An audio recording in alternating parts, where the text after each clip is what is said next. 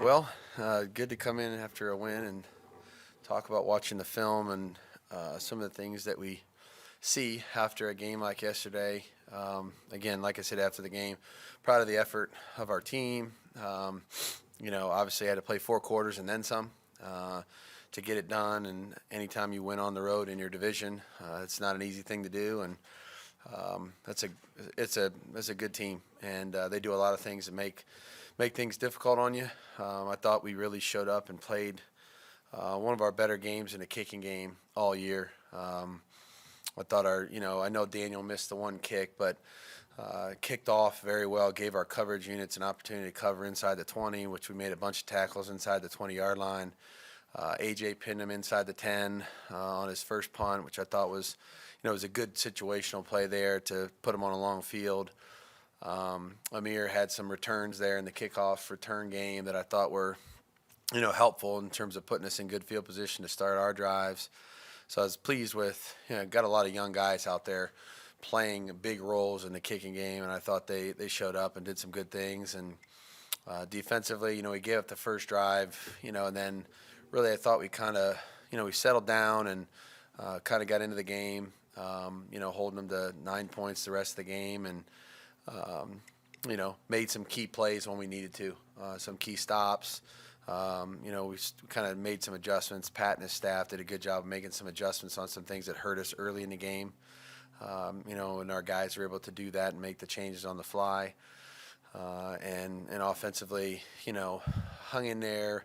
Thought we missed a few opportunities, but ran it enough. JJ pounded out over 100 yards again, and guys, we had the change on the offensive line there and thought they represented themselves fairly well. We got the one sack, and Derek got the ball out of his hands for the most part, and then we're able to make, enough plays there in the 2 minute at the very end to tie it, and then, made a few crucial plays there at the end to win it. So, again, always good to win, even better when it's in the division on the road.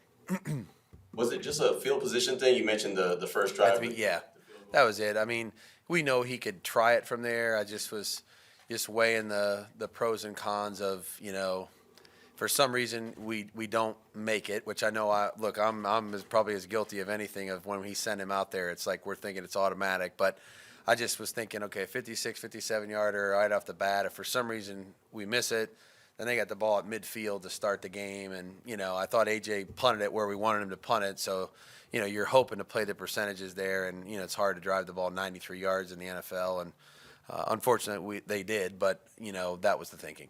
Josh, when Davante is on, how unguardable is he? He's his. I've mentioned a few other guys that I've coached that are pretty good, and he's a different. He's a unique player and very difficult, no matter where you put him.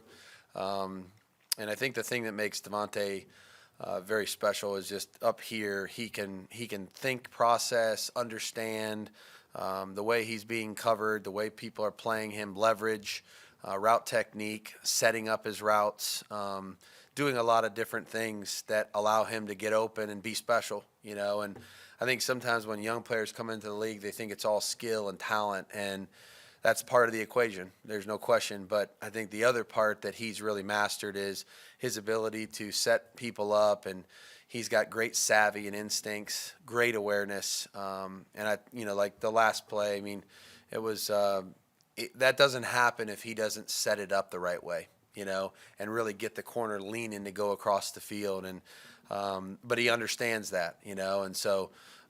He's a special player. He really is. Like he said before, he's not the biggest, he's not the fastest, but in terms of the total package, it just seems like that's. Yeah, he's got good speed. He's got really good quickness. He's got incredible hands. It just the whole thing, and like I said, just his ability to, I'd say, really get good at the other part of the game, the mental part of the game, hey, play after play, what's that guy thinking I'm going to do? And I've used this. I've showed him that stem before, so now let me counter it with something else. He can play the game within the game, which really just takes you to a whole new level.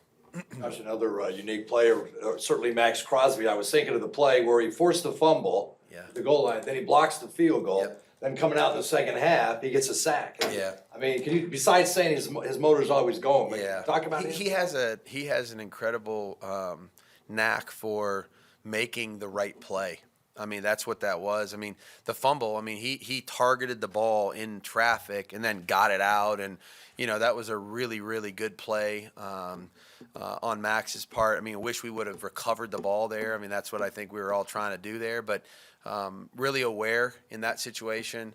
Down inside the low red zone, kind of needing a stop or needing a play to be made there.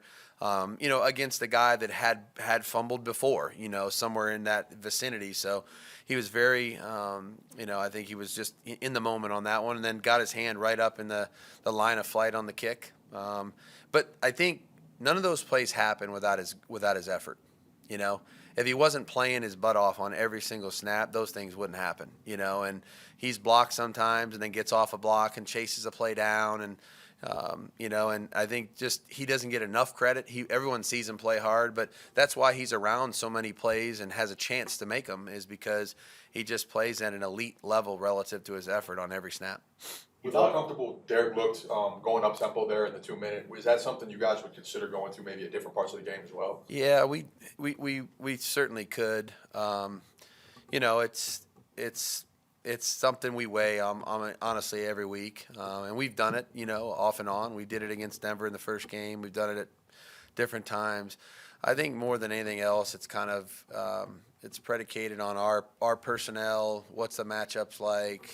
How does it affect the defense? And 2 minute is really different than like doing it in the first quarter.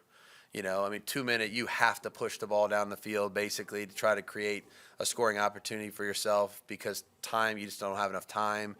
Doing it in the first quarter is a little different. So how fast, what kind of tempo? I mean, all of those things are, I think, something we should consider, and we have.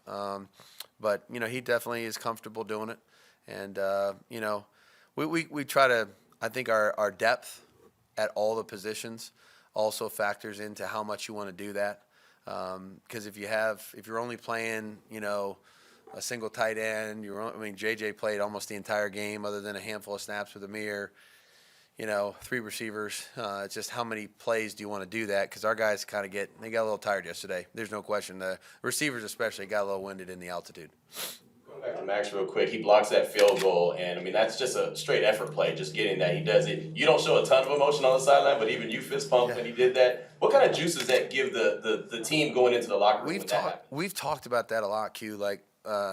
We work on that every week, and literally we work on the actual act of blocking them. Now the punter and kicker don't like to do it because they get the ball, but we actually go through it because it's different than you think. Like the first time we started doing it in practice, the guys will close their eyes and look away like something's going to hit them in the face. They got a helmet on, and so they've actually now gotten more comfortable doing the drills, and we've talked a lot about it. Like, I'm not sure there's a play in football that creates that kind of energy. When you block a punt, when you block a field goal, it's like a complete shift in the momentum. You know what I mean? And we know how big of a play it is. And if you actually get a punt block, like that's a huge one, because now you have a chance to score. So I think our team has completely bought into, the effort that we need on those plays, because it's not easy to get them. It isn't. There's not that many blocked every week in the National Football League, but if you can get one, man, does it change the game? And I think our sideline actually reacted that way, because we've actually talked about it. Like, if we get one of these, like, you're going to see it on the sideline. And it did. We had some energy at halftime, because I think that swing was important to us. Coach, throughout the season, you talked so much about how the players earn their playing time through practice. Tyler Hall was a guy that was elevated, the day before the game, and then he came in, played some snaps, had a sack. Kind of what you saw from him in practice that led to that? Yeah, he's very competitive in practice. We've had him on the show team. Does a really good job of playing his leverage. He's quick and sticky in coverage.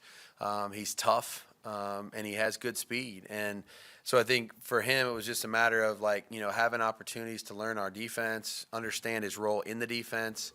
Understand his role in the kicking game. He was out there. He played gunner a couple snaps too. So just earned it, through what he did in practice. And we give those young guys opportunities at the end of every practice to go one-on-one. And he's honed his technique and improved each week that he's been here and earned his opportunity yesterday. And I thought he made the most of his opportunities when he was in the game. Especially being shorthanded a receiver, how valuable was Josh yesterday, and how much do you see leaning on him more the rest of the season? He's very valuable. He's a really, really good player. And in every aspect. And I've said this before, but to me, one of the most impressive things about him is he never asks to come out of the game. And I've coached for a while, and that's a tough position to play and never come out. Because you're getting hit a lot and you get banged around and guys are falling on you and all the rest of it. And he's got this incredible football endurance about him, and He runs in there, he takes a bunch of hits, he doesn't even look to the sideline. And it took me a few weeks to get used to that, because you're normally thinking like you're going to be subbing backs quite honestly pretty regularly. And I'm used to that from my recent past where we used a lot of different backs, but this guy just gives you such a high level of confidence in him and never appears to be winded or tired. And honestly, I think it's better as the game goes on, So we're really fortunate to have this guy. He's a really good football player. Two more will go Sam. To win like that, I know you touched on it a little bit, but to win on the road, executing in every key situation, just especially after how this last month has been, from a morale standpoint, what kind of lift you feel like that gives everybody going into the home stretch of the rest of the season? Yeah, we've talked about this a lot. We've been in a lot of games, and we've been right there in the end and an opportunity to win them. And, we're throwing it into the end zone the week before in Indianapolis, and, who knows, one of the we come up with one of those, and it's the same feeling we had yesterday, And I think it was just really good for our players because they've put themselves in positions to have chances. And so to be able to come through in the clutch, and it was really all three phases. It was the special teams, it was the defense making a critical stop. It was the offense maybe having an opportunity in the 2 minute to help us tie the game and then eventually score, and kickoff return, starting the whole thing. So it's all three phases contributed to it, and they've earned the right to feel good, and it was great for our team, I think, to feel that feeling. And now you can do it. You can win one at the end, when it's tight and close and you need some people to step up and really do their job, and I think that's what our team did.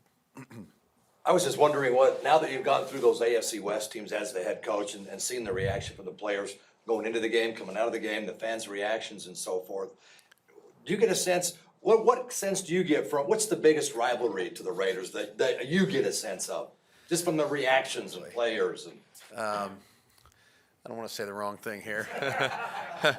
All of them. I tell you, they're all interesting. There's some vitriol here for all three teams. I mean, that's just natural, because we're in the same division, and, by nature, you're just not supposed to like the other team. You know what I mean? And so I think that you can definitely feel it against Denver. There's no question about it. So yesterday it was Denver. In a couple weeks it'll be the Chargers, and then we'll finish with Kansas City. So I think our team approaches the division games the right way. I think they're aware of the significance of playing these teams that that we know we have to beat them. We have to beat them if we want to get to where we want to go eventually.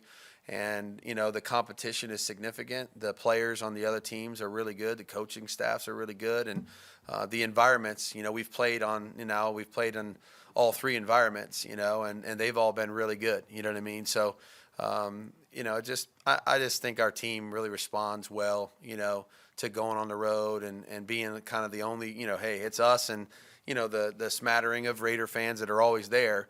It's us, and we got to go and do it on our own. And so I think I really like the mindset of our team yesterday. The rivalries are significant. They are, and the Chargers will be the next one when we get to them. But the focus is on Seattle right now. Seattle used to be in the AFC West, Josh. I know they did.